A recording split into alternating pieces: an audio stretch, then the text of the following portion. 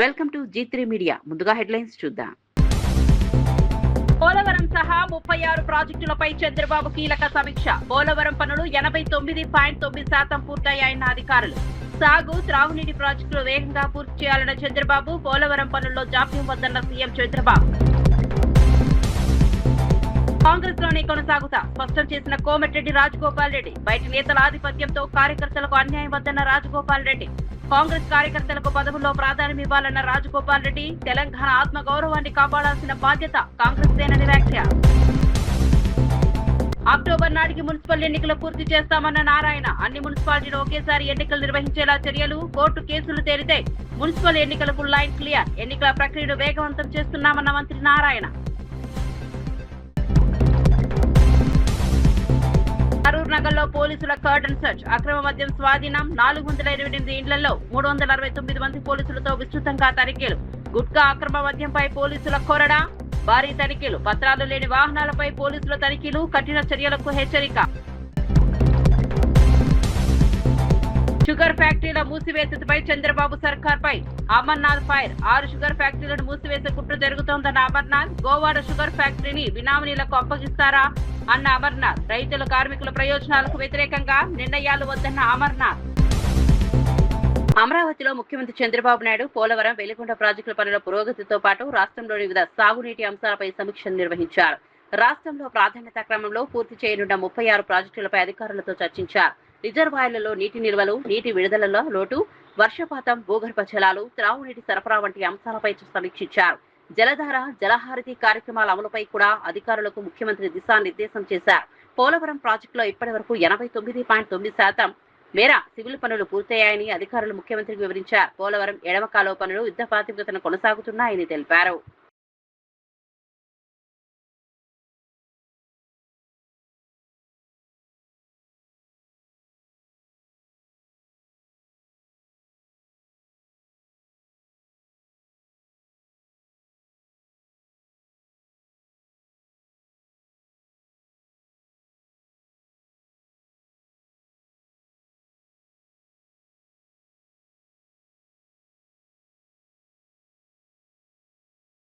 ఆంధ్రప్రదేశ్ లో అన్ని మున్సిపాలిటీలు, కార్పొరేషన్లకు ఒకేసారి ఎన్నికలు నిర్వహించేలా చర్యలు తీసుకుంటున్నామని మున్సిపల్ శాఖ మంత్రి పొంగూరు నారాయణ తెలిపారు. రాష్ట్రంలో స్థానిక సంస్థల ఎన్నికల నిర్వహణపై ఆయన కీలక ప్రకటన చేశారు. విలీన గ్రామాలకు సంబంధించిన కొన్ని అంశాలు కోర్టులో పెండింగ్ లో ఉండటంతో కొన్ని స్థానిక సంస్థలకు ఎన్నికలు నిర్వహించలేకపోయామని చెప్పారు. ఆ న్యాయపరమైన సమస్యలను పరిష్కరించేందుకు ప్రభుత్వం కృషి చేస్తోందని తెలిపారు. అన్ని సమస్యల పరిష్కారమైతే రాష్ట్రంలోని మున్సిపాలిటీలు, కార్పొరేషన్లకు ఒకసారి ఎన్నికలు నిర్వహించే అవకాశం ఉంటుందని చెప్పారు. ముఖ్యమంత్రి చంద్రబాబు నాయుడు ఇప్పటికే అక్టోబర్ నాటికి మున్సిపల్ పరిషత్, పంచాయతీ ఎన్నికలను పూర్తి చేయాలని లక్ష్యంగా పెట్టుకున్నామని మంత్రి గుర్తు చేశారు. ఎన్నికల నిర్వహణకు అవసరమైన ప్రక్రియలను అధికారులు పూర్తి చేస్తున్నారని తెలిపారు. కాబట్టి ఆ విధంగా చేయాలని ఆ విధంగా లాయర్లతో మాట్లాడి దాని మీద వీలైన తొందరలో కేసు పరిష్కరించడానికి చందానగర్ లో Malabar gold and diamond showroom లో ఆర్టిస్ట్రీ బ్రాండెడ్ జ్యువెలరీ షో ప్రారంభమైంది. ప్రత్యేక కళా నైపుణ్యంతో రూపొందించిన బంగారు, వజ్ర, జాతి రత్నాభరణాలను ఈ ప్రదర్శనలో అందుబాటులో ఉంచారు. ప్రతి ఆభరణంలో కళాత్మకత, ఆధునిక డిజైన్, సంప్రదాయ నైపుణ్యాన్ని ప్రతిబింబించేలా ప్రత్యేక కలెక్షన్లను ఏర్పాటు చేశారు. సీరియల్ నటి శోభా శెట్టి ముఖ్య అతిథిగా హాజరై ప్రదర్శనను ప్రారంభించారు.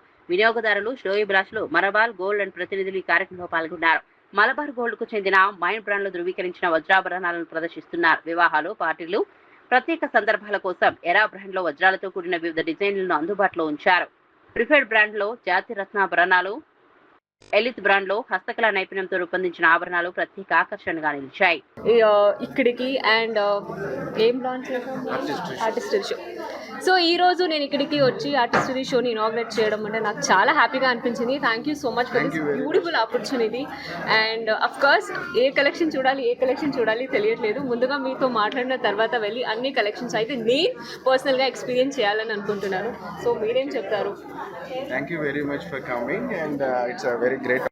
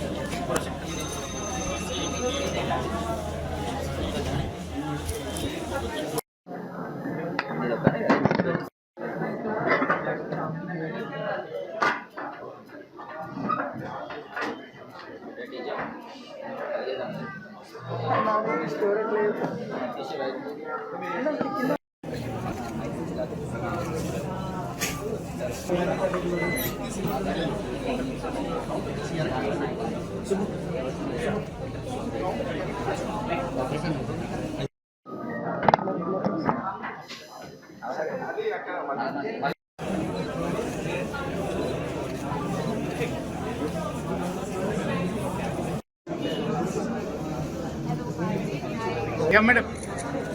Madam.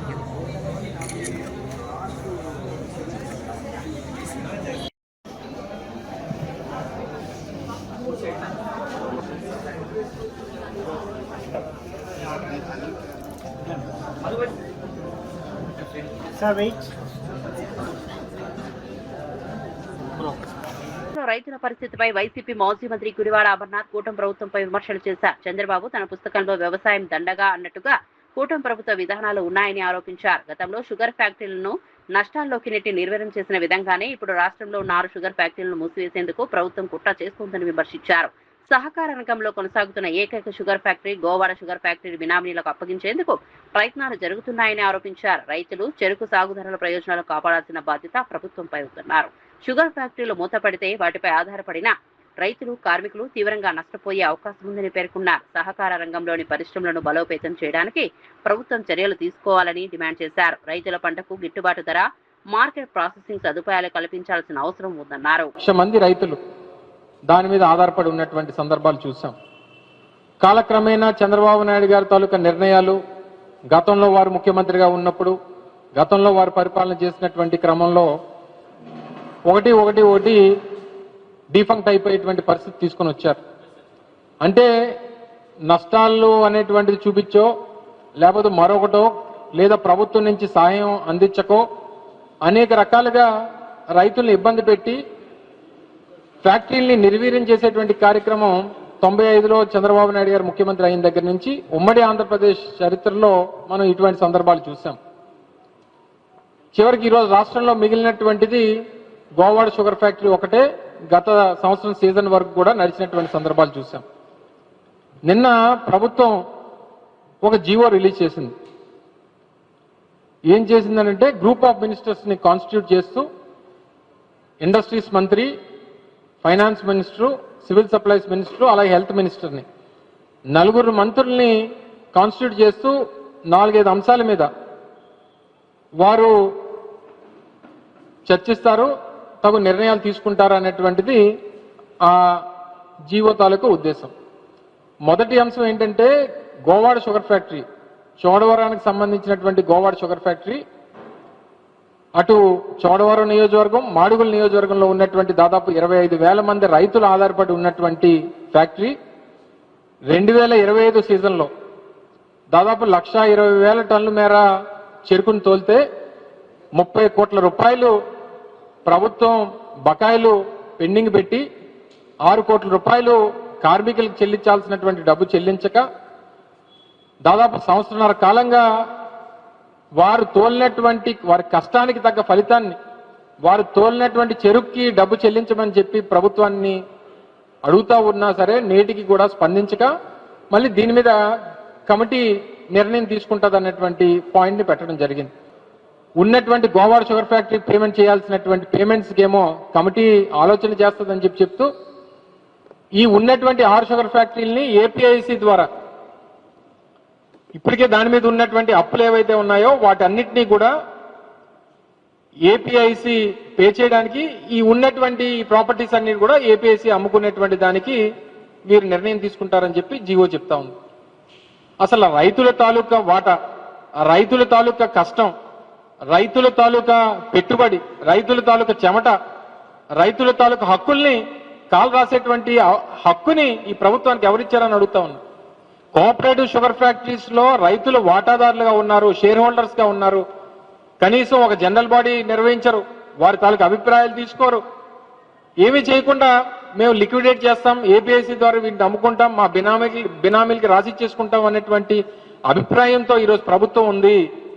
దీన్ని అడ్డుకునేటువంటి కార్యక్రమం వైఎస్ఆర్ కాంగ్రెస్ పార్టీ చేస్తుంది.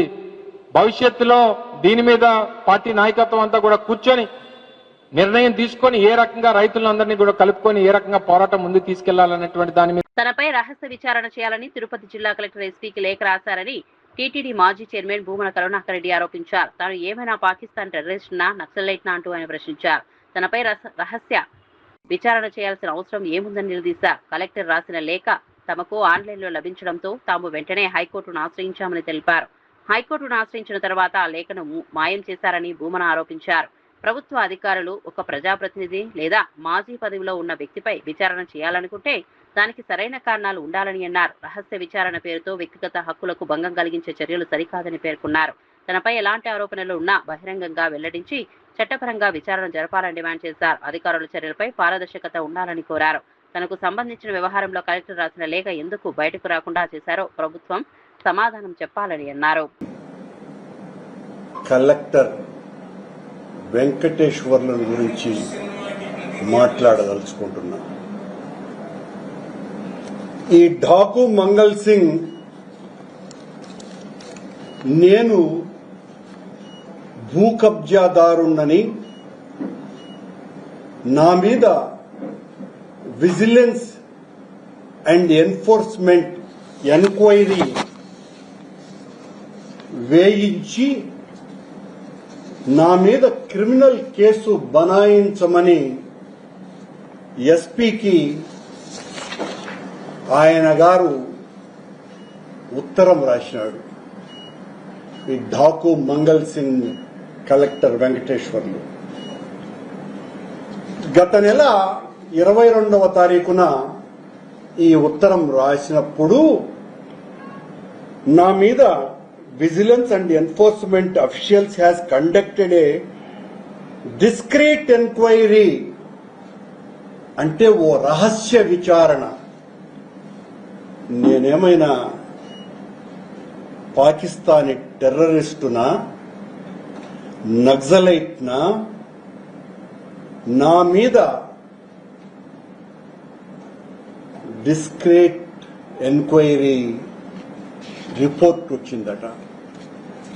దీంతో పాటు అదే ఉత్తరంలోనే ఎస్పీకి రాసినటువంటి ఉత్తరంలో అలిగేషన్ నంబర్ 3లో Bhumana Karunakar Reddy and his goons criminally trespassed to the approved layout, uprooted mango and teak plantations with machinery and exerted his power to occupy the plots in approved layout to form a new road in plots to reach his personal mango gardens. దీని మీద case book చేయమని చెప్పి ఈ ఢాకు ఎస్పీకి రాసినాడు. దీని మీద 12వ తారీఖున అంటే మొన్న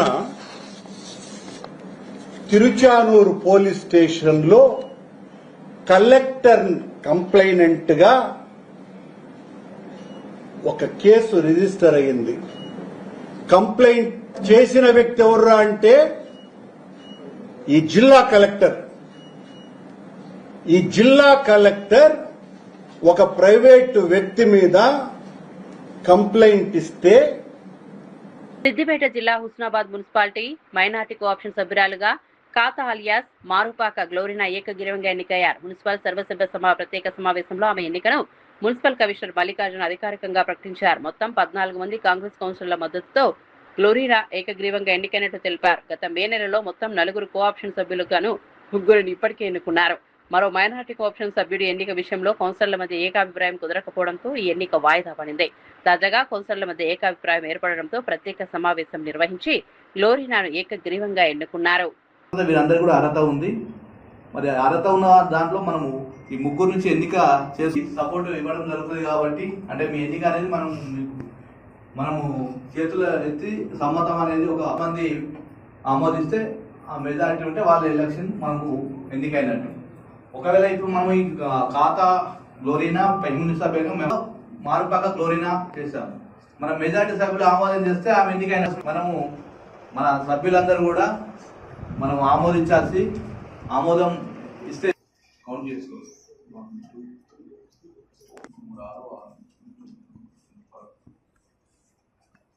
ఆప్షన్ సభ్యులు ఎంత దాన్ని దయచేసి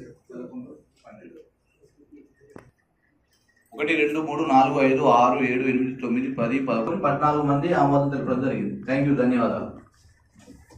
సో మరి ఈ ఎన్నికను ఇప్పుడు సంబంధించి మహిళా విభాగం నుంచి మరి కోఆప్షన్ సభ్యులుగా ఎన్నిక కావడం జరిగింది.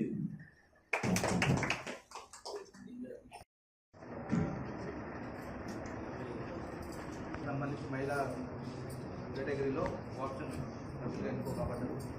మేడం మీతో నేను గ్లోరినా అనే నేను ఉస్నాబాద్ పురపాలక సంఘం కోఆప్షన్ సభ్యురాలుగా శాసన ద్వారా నిర్మితమైన భారత రాజ్యాంగం పట్ల నిజమైన విశ్వాస విధేయత చూపుతానని, భారతీయ సార్వభౌమ అధికారాన్ని సమగ్రతగా కాపాడుతానని నేను స్వీకరించబోతున్నాను. కర్తవ్యాన్ని శ్రద్ధశక్తులతో నిర్మిస్తానని దైవ సాక్షిగా నా ఆత్మాన్వయ సాక్షిగా ప్రమాణం చేస్తున్నాను.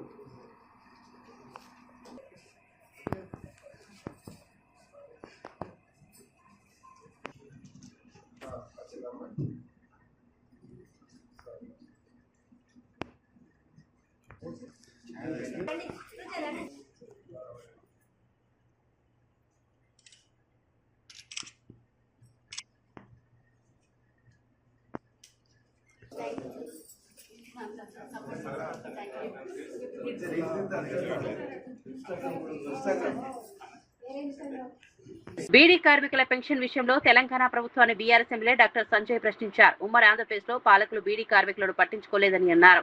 తెలంగాణ రాష్ట్రం ఏర్పడిన తర్వాత కేసీఆర్ ముఖ్యమంత్రిగా ఉన్న సమయంలో బీడీ కార్మికులకు పెన్షన్ అందించడం ప్రారంభమైందని గుర్తు చేశారు. ఎన్నికల సమయంలో బీడీ కార్మికులందరికీ 4,000 రూపాయల పెన్షన్ ఇస్తామని కాంగ్రెస్ హామీ ఇచ్చిందని, అయితే ప్రభుత్వం ఏర్పడి 3 ఏళ్లు గడుస్తున్నా ఆ హామీపై స్పష్టత లేదని విమర్శించారు. అసెంబ్లీలో బీడీ కార్మికుల పెన్షన్ అంశాన్ని ప్రస్తావించినా ప్రభుత్వం కనీసం సమాధానం ఇవ్వలేదని అన్నారు. తాజాగా కొత్త పెన్షన్ దరఖాస్తు ప్రక్రియలో బీడీ కార్మికుల కోసం ప్రత్యేక కాలం కూడా పెట్టలేదని ఆరోపించారు. దీంతో ప్రస్తుతం పెన్షన్ పొందుతున్న బీడీ కార్మికుల పరిస్థితిపై ఆందోళన వ్యక్తం చేశారు. బీడీ కార్మికులకు ఉన్న పెన్షన్ తీసివేసే ప్రయత్నం జరుగుతోందా అని ప్రభుత్వాన్ని ప్రశ్నించారు. మొదట 1000 రూపాయల పెన్షన్, రెండోసారి 2018లో వచ్చిన తర్వాత ఎలక్షన్ అయిన వెంటనే 2000 రూపాయల పెన్షన్. ఎందుకంటే వాళ్ళు పడ్డ కష్టాలు, వాళ్ళు పడ్డ బాధలు వర్ణించలేని ఉంటుంది. అందుకని కేసీఆర్ గారు తెలంగాణ సోయి ఉన్నది కాబట్టి, తెలంగాణ ప్రజల బతుకు గురించి తెలుసు కాబట్టి ఆనాడు కేసీఆర్ గారు 2016 రూపాయల పెన్షన్లు బీడీ కార్మికులకు ఇచ్చినారు. దగ్గర మొత్తం బీడీ కార్మికులు ఆ రోజు 4,26,000 మందికి కేసీఆర్ గారు బీడీ పెన్షన్లు ఇచ్చినారు. ఇవాళ ముఖ్యమంత్రి గారు వచ్చిన తర్వాత ఈయన ఏం చెప్పినాడు చూడండి ఒక్కసారి. ఎలక్షన్లలో బీడీ కార్మికులు ఎంతమంది అవుతుందో మీకు అందరికి 4,000 రూపాయల పెన్షన్ ఇచ్చే బాధ్యత. బీడీ కార్మికులు ఎందరిమంది ఉన్నా మీ అందరికీ 4,000 రూపాయలు పెన్షన్ ఇస్తా, ఇది మా సోనియమ్మ ఇచ్చిన వాగ్దానం అంట. 3 సంవత్సరాలు నిండింది. బాధ ఎక్కడవుతా ఉందంటే ఈ 3 సంవత్సరాల్లో ఎందుకు ఎక్కువ చెప్తా ఉన్నారు మీకు బీడీ కార్మికుల గురించి అని ఆలోచించని చేయొచ్చు. నేను నా వస్తున్న కాన్స్టిట్యున్సీలో అత్యధికంగా బీడీ కార్మికులు ఉంటారు కాబట్టి. ఆ రోజు కేసీఆర్ గారు నా కాన్స్టిట్యున్సీలో 31,000 మందికి బీడీ పెన్షన్లు ఇచ్చినారు నా కాన్స్టిట్యున్సీలో కేసీఆర్ గారు ఉన్నప్పుడు. ఇప్పటి వరకు బాధ ఏంటంటే కనీసం అసెంబ్లీలో ఈ 3 ఏళ్లలో మంత్రులు కానీ ముఖ్యమంత్రి గారు కానీ మా బీడీ కార్మికుల ఊసెత్తలేదు. మేము ప్రశ్నించినా కూడా వాళ్ళ జవాబు కూడా చెప్పలేదు పెన్షన్ల గురించి. ఇవాళ కనీసం ఈ ఫామ్లో వాళ్ళ పేరు కూడా పెట్టలేదు. ఇవాళ గవర్నమెంట్ ఇచ్చిన ఫామ్లో కనీసం బీడీ కార్మికులు మరి వాళ్ళకి అప్లికేషన్ కూడా పెట్టుకునే అర్హత లేకుండా చేసినారు ఇవాళ. ఇప్పుడు దీనిలో 2 ప్రాబ్లమ్స్ ఉన్నాయి. ముఖ్యమంత్రి గారేమో 4,000 ఇస్తా అని చెప్పినారు. మా రిక్వెస్ట్ ఏంది, మిగిలింది కొందరు మంది బీడీ కార్మికులు ఉన్నది. ఎందరు మంది బీడీ కార్మికులు ఇంకా అంటే దగ్గర 1,00,000 మంది ఉన్నారు మొత్తం. నేను చెప్పేది రాష్ట్రంలో అంతా కూడా. అలాంటిది నా కాన్స్టిట్యున్సీలో ఒక 6-7 వేల మంది నా కాన్స్టిట్యున్సీలో ఉన్నారు. మీరు చేయాల్సింది ఏంది, కేవలం 1,00,000 మందికి పెన్షన్లు ఇవ్వమంటే కనీసం వాళ్ళ ఊసెత్తుతలేరు. అన్నిటికంటే ముఖ్యంగా నా కాన్స్టిట్యున్సీలో డౌట్ ఏంటంటే ఇప్పుడు సార్ ఫార్ములో మన పేరు కూడా పెడతలేరు. అసెంబ్లీలో ఈ మంత్రులు కానీ కాంగ్రెస్ పార్టీ నాయకులు కానీ ముఖ్యమంత్రి గారు కానీ ఇప్పటి వరకు బీడీ కార్మికుల పేరెత్తలేదు, ఊసెత్తలేరు వాళ్ళు. మరి ఉన్నవి కూడా తీసేస్తారా అన్న సందేహం ఇవాళ నా కాన్స్టిట్యున్సీ ప్రజలకు కలుగుతా ఉంది. దయచేసి ముఖ్యమంత్రి గారిని కోరుతా ఉన్నాను. కాంగ్రెస్ పార్టీలోనే కొనసాగుతానని కాంగ్రెస్ నేత కోమటిరెడ్డి రాజగోపాల్ రెడ్డి స్పష్టం చేశారు. కాంగ్రెస్ నేతలను తాను విమర్శించడం లేదని, ఇకపై కూడా విమర్శించబోనని తెలిపారు. అయితే బయట నుంచి పార్టీలోకి వచ్చిన నేతల ఆధిపత్యం వల్ల నిజమైన కాంగ్రెస్ కార్యకర్తలకు అన్యాయం జరగకూడదని అన్నారు. ఉద్యమకారులకు తగిన గుర్తింపు ఇవ్వాలని, పేద ప్రజలకు ప్రాధాన్యం కల్పించాలని సూచించారు. పెట్టుబడిదారులు, కాంట్రాక్టర్ల ప్రయోజనాల కంటే ప్రజల కోసం పనిచేయాల్సిన అవసరం ఉందని పేర్కొన్నారు. తెలంగాణ ఆత్మగౌరవాన్ని కాపాడాల్సిన బాధ్యత ప్రతి కాంగ్రెస్ నాయకుడిపై ఉందన్నారు. తెలంగాణ రాష్ట్రం కాంగ్రెస్ పార్టీ పోరాటం వల్ల ఏర్పడిందని, కాంగ్రెస్ ద్వారానే రాష్ట్రం మరింత అభివృద్ధి చెందుతుందని రాజగోపాల్ రెడ్డి అన్నారు. కాంగ్రెస్ పార్టీ నాయకులను కానీ మొదటి నుంచి వచ్చిన వాళ్ళకు కూడా గౌరవం దక్కాలనేది ఈ ప్రభుత్వంలో వాళ్ళకు కూడా సముచిత గౌరవం కల్పించాలని చెప్పి నా భావన. మూడవది, ఇప్పుడు కూడా సీమాంధ్ర పాలకుల, సీమాంధ్ర మీడియా చెప్పు చేతల్లో మన తెలంగాణ కాంగ్రెస్ పార్టీ కానీ గవర్నమెంట్ కానీ నడపొద్దని, మన తెలంగాణ ఉద్యమం నడిచిందే తెలంగాణ ప్రజల ఆత్మగౌరవం కోసం. సో అదే ఆత్మగౌరవాన్ని నిలుపుకునేలా మన ప్రజాపాలన చేసుకోవాలని, ఆంధ్ర పాలకులకు వాళ్ళ చెప్పు చేతుల్లో మన ప్రభుత్వం ఉండకుండా పేదరికంలో మన ప్రజలకు మనకు సేవ చేయాలి తప్పితే వాళ్ళ పెట్టుబడిదారులకు, కాంట్రాక్టర్ల కోసం ఈ ప్రభుత్వం పనిచేయొద్దు అనేది నా భావన. అంటే ఒక మంచి ఉద్దేశంతో కాంగ్రెస్ పార్టీ ఎక్కడ ప్రజలలో బలహీన పడుతుందనే ఉద్దేశంతో ఒక కాంగ్రెస్ పార్టీ సైనికుడిగా ఎంతో మందికి అన్యాయం జరుగుతుందన్న భావన ఉన్నది కాబట్టి వాళ్ళందరికీ ధైర్యం చెప్తూ తప్పకుండా కాంగ్రెస్ పార్టీ కార్యకర్తలకు న్యాయం జరుగుతుంది. ఇప్పుడు కొంచెం అటు ఇటుగా ఉన్న ఎక్కడికైనా తప్పులు జరిగినా కానీ జరగొద్దని నేను మాట్లాడినాను. కాంగ్రెస్ పార్టీ ద్వారానే తెలంగాణ వచ్చింది, కాంగ్రెస్ పార్టీ ద్వారానే తెలంగాణలో పేదలకు న్యాయం జరుగుతుంది, కాంగ్రెస్ పార్టీ ద్వారానే తెలంగాణ రాష్ట్రం అభివృద్ధి చెందుతుంది. ఇవన్నీ కూడా పలు ప్రాంతాల్లో భారత సైన్యం పెట్రోలింగ్ చేయకుండా చైనా అడ్డుకుంటోందని లోక్సభ ప్రతిపక్ష నేత రాహుల్ గాంధీ ఆరోపించారు. ఈ పరిణామం చాలా ఆందోళనకరమైనదని ఆయన వ్యాఖ్యానించారు. అంతకంటే ఆందోళన కలిగించే విషయం కేంద్ర ప్రభుత్వం నుంచి ఎలాంటి స్పందన లేకపోవడమేనని అన్నారు. రక్షణ మంత్రి రాజ్నాథ్ సింగ్, కేంద్ర హోంమంత్రి అమిత్ షా, ప్రధాని నరేంద్ర మోదీ ఈ అంశంపై స్పష్టమైన సమాధానం ఇవ్వాలని రాహుల్ గాంధీ డిమాండ్ చేశారు. చైనాను అడ్డుకోవాల్సిన ప్రభుత్వం భారత్లోను అడ్డుకునేందుకు మీడియాపై ఒత్తిడి తెస్తోందని ఆరోపించారు. గల్వాన్ ఘటన తర్వాత చైనా భారత భూభాగంలో ఒక్క అంగుళం కూడా తీసుకోలేదని ప్రధాని నరేంద్ర మోదీ గతంలో చేసిన వ్యాఖ్యలను రాహుల్ గుర్తు చేశారు. దేశ భద్రతకు సంబంధించిన అంశాల్లో ప్రజలకు వాస్తవాలను తెలియజేయాల్సిన అవసరం ఉందన్నారు. సరిహద్దుల్లో పరిస్థితిపై కేంద్ర ప్రభుత్వం పారదర్శకంగా స్పందించాలని కోరారు.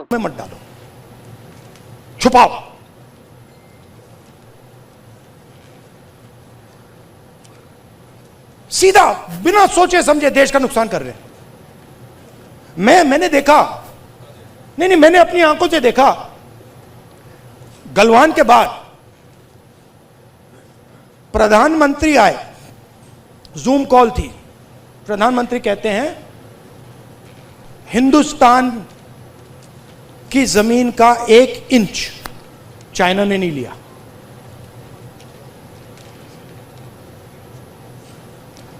उसके बाद आर्मी कहती है कि भैया हिंदुस्तान की जमीन तो ले गए. आप सोचिए, चाइना को मैसेज किया गया. चाइना के नेगोशिएटर्स ने हमारे नेगोशिएटर से कहा कि आप क्या बकवास कर रहे हो, आपके प्रधानमंत्री ने बोला हमारी आपकी जमीन नहीं गई. फैक्ट बोल रहा हूं आपको. आर्मी कह रही है कि भैया हमारी जमीन गई, चाइना का नेगोशिएटर कह क्या बकवास कर रहे हो, तुम्हारा तो प्रधानमंत्री कह रहा है नहीं गई है, जाके उनसे बात करो. तो इन्होंने इंटरनली देश को खत्म कर दिया है, फॉरेन पॉलिसी उड़ा दी है, और सारा का सारा काम अपना जो पॉलिटिकल स्ट्रक्चर है उसको फाइनेंस करने के लिए, अदानी जी का पैसा लेने के लिए ये उन्होंने किया है. కాంగ్రెస్ ప్రభుత్వంపై మాజీ మంత్రి ఎమ్మెల్యే మల్లారెడ్డి తీవ్ర విమర్శలు చేశారు. గత ప్రభుత్వ హయా సమయంలోని 22A నిబంధనల ఇప్పుడు ఎలా వచ్చిందో ప్రభుత్వం స్పష్టత ఇవ్వాలని డిమాండ్ చేశారు. భూముల విషయంలో కొత్తగా అమల్లోకి వచ్చిన నిబంధనలపై ప్రజలకు అనేక అనుమానాలు ఉన్నాయని పేర్కొన్నారు. ముఖ్యంగా బొమ్రాస్పేటలోని సుమారు 1000 ఎకరాల భూమి వ్యవహారంపై మల్లారెడ్డి ప్రశ్నలు సంధించారు. ఈ భూమి చివరకు ఎవరి పేరు మీదకు వెళ్తుందో ప్రభుత్వం స్పష్టం చేయాలని డిమాండ్ చేశారు. భూములపై ప్రభుత్వ నిర్ణయాలు పారదర్శకంగా ఉండాలని అన్నారు. రైతులు భూ యజమానులకు ఇబ్బందులు కలగకుండా నిబంధనలను అమలు చేయాలని సూచించారు. 22A నిబంధనను ఎందుకు తీసుకొచ్చారు, దానివల్ల ఎవరికి ప్రయోజనం కలుగుతుందనే అంశాలను ప్రభుత్వం ప్రజలకు వివరించాలని కోరారు. భూముల వ్యవహారంలో ఏవైనా అక్రమాలు ఉంటే వాటిపై విచారణ జరపాలని డిమాండ్ చేశారు. మరి 22A సీఎంకు తెలియదా, కలెక్టర్లకు తెలియదా, రెవెన్యూ మంత్రికి తెలియదా? ఇది ఎందుకు వచ్చింది 22A? ఎన్నడూ లేని 70 సంవత్సరాల కింద పట్టాలున్నాయి, వ్యవసాయం చేసుకుంటారు, పాస్బుక్లు ఉన్నాయి, ధరణి ఉన్నాయి, ఆంధ్రప్రదేశ్ పాస్బుక్లు ఉన్నాయి, కొత్త పాస్బుక్లు వచ్చినాయి, భూభారతి వచ్చినాయి. కానీ 22A అడికెళ్ళి వచ్చింది, ఎందుకు వచ్చింది, ఎవరు తెచ్చిర్రు? వీళ్ళంతా నిద్రపోతుర్రా? ఏం చేస్తున్నట్టు గవర్నమెంట్? ఇంతమందిని అల్ల కొల్లలో రియల్ ఎస్టేట్ వ్యాపారస్తులను, భూస్వాములను, వ్యవసాయం చేసుకుంటున్నాను, రైతులను, ఏదైనా చిన్న చిన్న ప్రతి ఒక్క దాంట్లో 22A మళ్ళా వాళ్ళే ఎంఆర్ఓ తానికెళ్ళి, ఆర్డీఓ తానికెళ్ళి, కలెక్టర్ తానికెళ్ళి, మంత్రి ప్రతి పైరవ్ చేసుకొని మళ్ళా రౌండ్ గా చక్రం కొడితే గానీ అది బయటికి వస్తలేదు. నిన్న మాత్రం దయదలిచి కనుకరించిండే ఏమైనా సీఎం, నేను 22A ఉంటే అందరినీ కాపాడుతా అని. చాలా మంచి మాట చెప్పినావు. మరి 22 ఎట్లా వచ్చిందో నువ్వు ఎంక్వైరీ చేయవా? నీ బాధ్యత కాదా? నువ్వు సీఎం కాదా మన రాష్ట్రానికి? అదంటే నిన్న బాధ్యత గల సీఎం లెక్క ఒక మాట ఇచ్చినావు, నేను ఇది కాపాడుతా అని. మరి ఇదేంటి బొమ్మరాజపేట ల్యాండ్ 1000 ఎకరాలది, ఇది నీకు బాధ్యత కాదా? స్థానిక కాంగ్రెస్ నాయకులకు బాధ్యత లేదా? ఎవరు చేస్తున్నారు ఇదంతా? చేతవాడి చేస్తుర్రా? చేతవాడితో అవుతుందా? ఈ నంబర్లన్నీ ఎవరు మారిపోతున్నాయి? ఎట్లా చేతవాడితో మారిపోతున్నాయా? ఎవరిని తెలుస్తలేదా? ఎట్లకెళ్ళి మారుతున్నాయి ఈ నంబర్లన్నీ?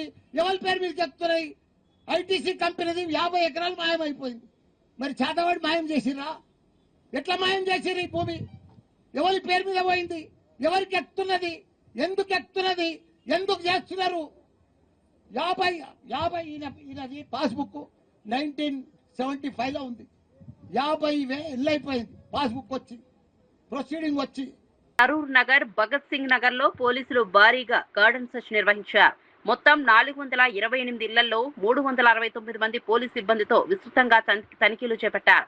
అక్రమ కార్యకలాపాలను గుర్తించడంతో పాటు అనుమానాస్పద వ్యక్తులు, వస్తువులు, వాహనాలపై పోలీసులు ప్రత్యేకంగా దృష్టి సారించారు.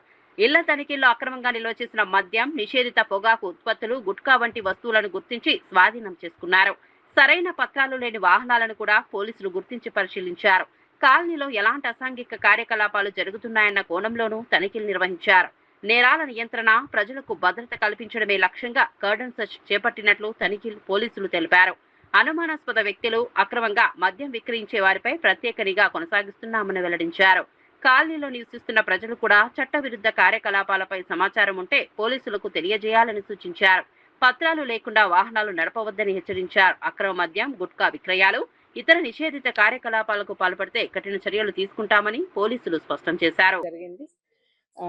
ఈ సెర్చ్ సందర్భంగా టోటల్ గా వెహికల్స్ మనము సెర్చ్ చేసింది కూడా 427. దాంట్లో డాక్యుమెంట్స్ లేని వెహికల్స్ 33 సీజ్ చేయడం జరిగింది.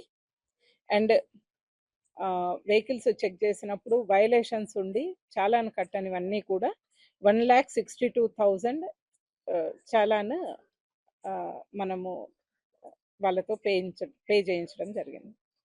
చాలాను రియలైజ్ చేయడం జరిగింది.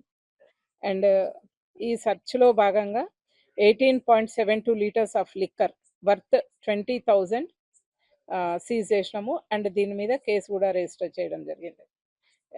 గుట్కా ప్యాకెట్స్, టొబాకో ప్రోడక్ట్స్ ఇల్లీగల్గా సేల్ చేసేవి వర్త్ 14,292 సీజ్ చేయడం జరిగింది.